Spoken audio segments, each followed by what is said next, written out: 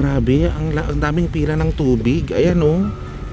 Galon-galon na malalaki, guys. One question. Pourquoi beaucoup personnes de l'eau? Parce que l'eau est... So, gusto kong i-translate sa inyo, ipaliwanag sa inyo yung sinabi ko at sinabi niya.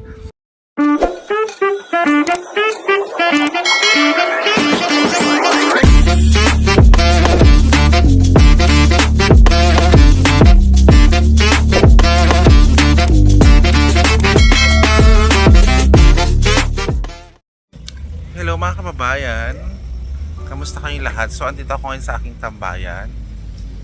Grabe guys, meron akong nakita dito na talagang nakakalungkot. Kasi ito. So ito yung tambayan ko. Yan yung kapitbahay namin. Grabe, ang daming pila ng tubig. Ayan oh. Galon-galon na malalaki guys. So ibig sabihin, ang daming tao dito na walang tubig. So guys, hindi lang ako nag-iisa. Kasama ko rin yung aming gwardiya. Ayan o. Hi Mr. Ture. Yeah. Mon ami, Oui. I want to ask you something. What? Ask question. Si. Question. Moi question. Pourquoi beaucoup personnes de l'eau? Non, parce que l'eau est bon. Ici de l'eau cadeau? Non. C'est gratuit. Gratuit? No paying? Non. No paying. Okay, merci. So, gusto kong i-translate sa inyo, ipaliwanag sa inyo yung sinabi ko at sinabi niya. So, ang sabi ko, pwede ba ako magtanong? Ito bang mga tao dito na humihingi ng tubig na nakapila, nagbabayad ba ng pera o libre? Sabi niya, hindi sila nagbabayad ng pera, libre lang daw yan ng kapit bahay. So, ibig sabihin, ang dami talaga ditong mga bahay na walang tubig. Tanungin ko kung ano yung tubig na yon, pang lababa, pang inom, panligo, or ano. Mon ami, Oui. dulu isi use inom. Oui, on boit. Inom, Ah. and then cooking, Yeah. cuisine, On cuisine avec. and then lava. Oui. L'eau est déjà purifiée. Tout est purifié d'abord. Okay. C'est de l'eau. So ang sabi niya, oo, ginagamit daw yon sa kanilang mga personal, gaya ng paglalaba, pwedeng panligo, at pang-inumin. Kaso nga lang, dito guys, natikman ko na yung tubig nila dito. Maalat. Oo, may halong asin. So tanungin ko siya kung bakit nila ininom ay may halong asin. Mon ami, Oui. question, dulus, bukusel, Non. Celle-là, il n'y a pas beaucoup de sel. napa bukusel, umpo-umpo. C'est par rapport aux autres là qui sont dans les maisons. Aha. Ils ont beaucoup de sel. Mais eux, cette eau-là, c'est déjà purifié. A purifié? Il y a un peu de sel. Umpusel. Okay, ipaliwanag ko ulit. So sabi niya, yung mga ordinaryo daw na tubig na naano sa mga bahay, yung iba, yun daw ang maraming salt. Pero yung pinagkukuhanan daw nila dito, konti lang daw ang salt. Kami, meron din kaming pump na tubig. At nung natikman ko yun, tinikman ko kasi gusto kong tikman, maalat. Siguro sa kanila, maliit na yung amount ng alat na yun. Pero para sa akin, maalat yun siya. So, kung maalat yung tubig, naapektuhan yung kanilang mga kidney. Kaya siguro ang papayat nila, no? Pero hindi natin sure, di ba? Malay mo, healthy din yun sa katawan nila. So, eto, marami pang nakikipila. So, ayan guys, may nakapila pa doon. Meron pang nakikipila. At ang gamit nila dyan guys, motor. So, ibig sabihin, kapag okay na yung galon nila, napuno na, isasakay nila yan sa motor. So yan guys, yung mga tao na yan nanggaling pa sa ibang mga kanto, nanggaling pa sa mga iba't ibang street. So ang kagandahan naman dito is yung may-ari ng patubigan is may kawang gawa. Okay, may sense of responsibility. Alam niyo yon, may sense of love, may sense of concern sa kanyang mga kapwa na mga taga dito sa Ziguinchor. Tanungin ko kung anong religion nun.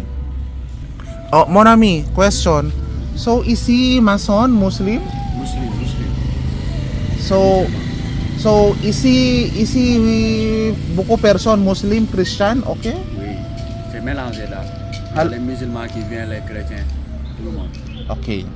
So sabi niya, wala daw pinipili, tulumon lahat ang ibig sabihin, okay? So lahat daw ng mga tao dyan sa labas na kumukuha ng tubig ay either Christian, Katoliko, or either Muslim. Pero yung may-ari daw ng bahay ay isang Muslim.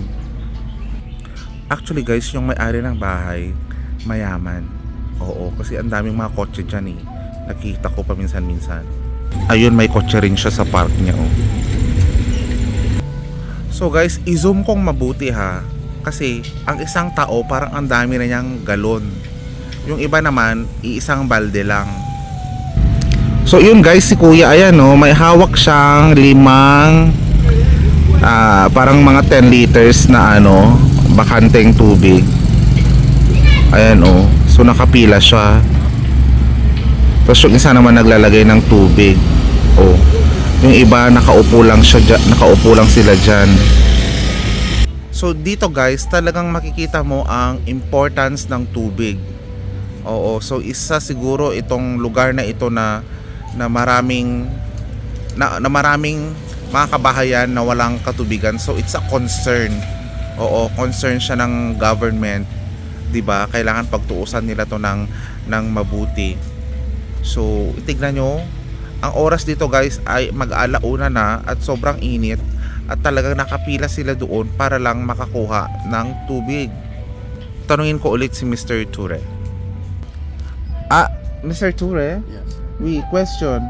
So, Senegal, ici, Ziguinchor, ici, Mason, Kadou Doulou or beaucoup Mason, Kadou Doulou? Ouais, parce que bon, l'eau là, celui de là, le vieux qui a fait ça, c'est aussi gratuitement. Oui, ici, ok, no? Yes. Ici, Mason, gratuit Doulou? No. Non. So, ici, Rue? Si tu veux boire, tu peux venir chercher de l'eau et tu l'amènes. So buku Mason, dulu oui. gratuit. Okay. So sabi niya, hindi lang daw yan yung bahay na nagbibigay ng libreng tubig. Marami din daw mga ibang bahay na nagbibigay ng tubig. So ibig sabihin talaga, problema ang tubig dito. 'Di ba? So for sure, hindi nila sinasayang yung mga ginagamit nilang tubig kasi for sure kapag naglabayan sila, yung nagamit nilang panlaba ay maaari nilang pwedeng pandilig sa kanilang mga garden or po pwede nilang pang paligo sa kanilang mga alagang hayop. Ganon. So ibig sabihin, yung tubig talagang they need to be resourceful. Kumbaga, gagamitin nila yun not only in one purpose but plenty purpose. Wow, parang ang galing-galing mag-explain. Parang dami-dami kong knowledge. Mag-like nga kayo guys kung okay kayo sa mga knowledge ko. Mag-comment din kayo kung gusto niyo yung mga yung way of thinking, charis. Parang hindi loading yung ko ngayon, yung internet. So guys, marami pa akong pwedeng ipakita sa inyo. Kaya lagi lang kayo mag-subscribe sa ating channel. Okay? So this time, balik lang muna ako sa aking room kasi mainit na. Nararamdaman ko na yung hangin na dumadampi sa aking pisngi, okay, at sa aking katawan ay medyo mainit na. So guys, thank you so much. Mag-ingat kayong lahat. Magpasalamat din tayo kay Mr. Ture. Mr. Ture, merci beaucoup. Ouais, d'accord, Okay, merci beaucoup. Yes. Okay. So paalam.